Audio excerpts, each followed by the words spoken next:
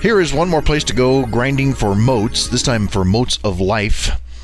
The cool thing about this is you'll also be building your Sporigar rep with the little Sporigar nerf critters. We're in Zangarmarsh at the southwest corner. That's called the Spawning Glen, right down there.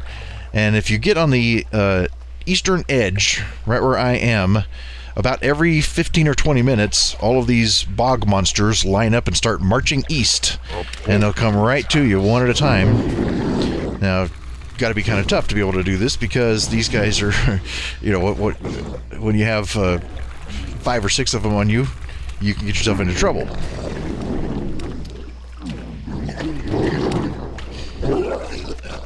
They will drop various items. You know, they drop seaweed, moss, not seaweed, moss, which you can sell to vendors. What's particularly attractive about this is if you are an herbalist, because an herbalist gets to gather from the corpses. Now see how I got in trouble because one of those web striders, whatever that thing is called, marsh walker. And meanwhile, I also have the bog monsters that I'm fighting. I'm level 70 when I'm doing this. If you're just in your low 60s, low to upper 60s, you could be into trouble here. But if you are an herbalist, after you kill these monsters, they'll have a probably, I don't know what the exact statistic, the percentage is. It's about a 1 in 3 drop rate for motes of life. But then you have the secondary gather if you are an herbalist, because these corpses can be herbed. So that means you'd have, instead of 1 in 3, you'd have a 2 in 3 chance of getting a mote of life. Motes of life aren't top of the list of the high sellers amongst the different types of motes, but they do certainly sell, especially for folks like me who have a tailor that makes Micah's botanical bag.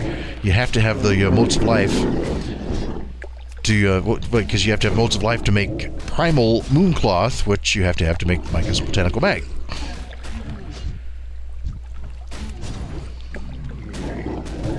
So I got a pretty good pile of these guys here, and my Felguard's taking a beating. I think we'll get these dead before get into too much trouble. They have a couple of tricks that they'll pull. They will stun you, and then they also hit you with a slow movement debuff. So if you do get into trouble, it's sometimes hard to get out of trouble because they will slow you down.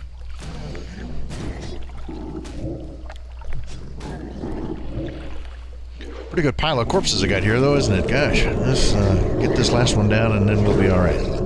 And as you can see down here in the chat window, every time I kill one, I'm increasing my Sporigar reputation by 15.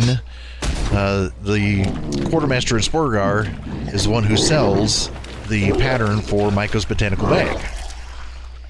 And I have been selling Micah's botanical bag.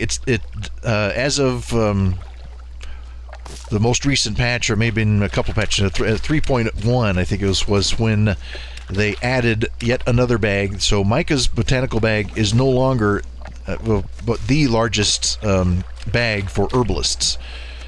There's now a 32-slot bag, but Micah's is a 28-slot bag. So you may think, well, why bother doing this if there's a bigger bag out there that herbalists might want? Well, the bigger bag sells for a lot of gold. The emerald bag, which is the 32-slot bag, requires Moon Shroud, which is the next level up cloth from Primal Mooncloth, and that one has the cooldown timer on it, so the tailors can only make that once every 4 days. So the emerald bag, the 32-slot herb bag, sells for 300, 350 gold, and you can sell the Micah's botanical bag for 149, 169, 100, sometimes 195 gold. There's what we're looking for. Those are the motes of life. The other thing right here, these unidentified plant parts, that's part of a quest. You can get your Cenarian Expedition reputation up by turning those in. If you've already done all the Cenarian Expedition turn-ins, then those will sell sometimes.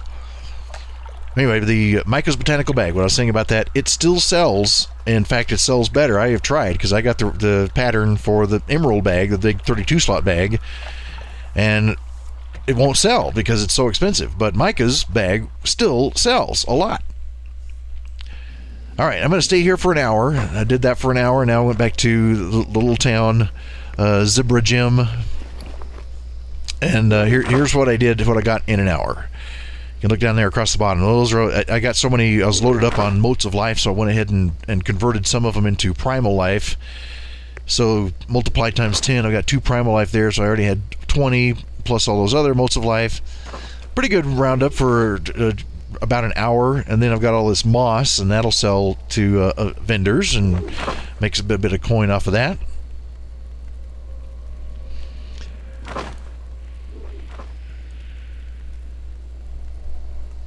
More vendor stuff, and then there's more of those unidentified plant parts. You put those up, and sometimes they will sell right away. Sometimes you'll have to repost your auction 2 or 3 times, but those will sell because people want to get their reputation with Cenarian Expedition up. And this fungus will sell to vendors. The mature spore sack. There's also a quest to get mature spore sacks, but I've not had a lot of success with that.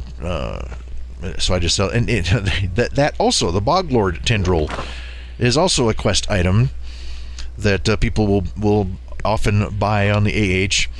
And then we have these Essence of Life, the Living Essence. Those essences, of course, with the after Wrath of the Lich King came out, people aren't so interested in essences anymore, but they do still sell. And a green item, which I will disenchant and turn into enchantment mats, which almost always sell. So that's it. Come to the southwest corner to the Spawning Glen. If you're an herbalist, this is especially attractive. Gather yourself up some Motes of Life, and here's wishing you many great kills and great loots.